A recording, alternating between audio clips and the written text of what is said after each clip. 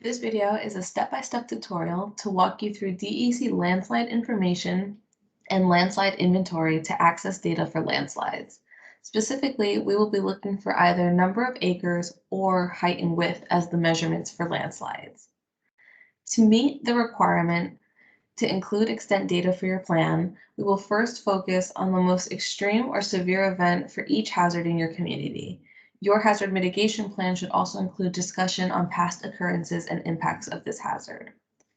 After accessing the link to DEC Landslides, you can see most recent events and a variety of publications and reports.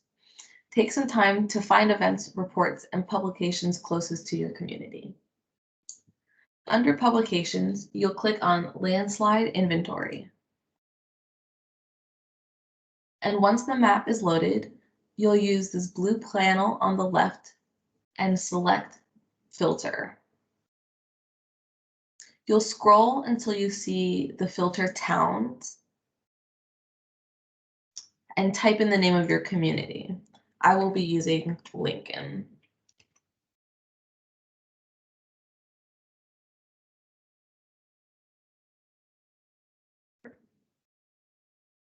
Once selected, scroll into the community, and here you can see recorded landslides for that community.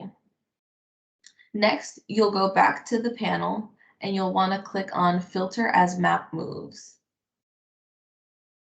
And then you'll want to deselect your community.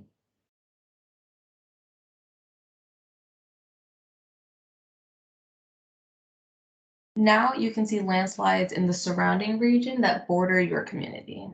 So next, you'll click on View Table, and this can either be found in the top right corner or on the information panel under View Data Table. So once the table has loaded, scroll right until you can see the columns length and height. This is where you can find the measurements for your plan. If you continue to scroll right to find the comments column, you can gain more insight for each event. Often there will be more information in the comments, so make sure you're just exploring the whole data set.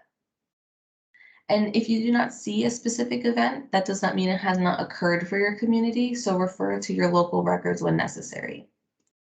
And to create a holistic picture of the event, you can reference historical disaster impacts and loss estimates to infrastructure, facility systems, people, or essential capabilities.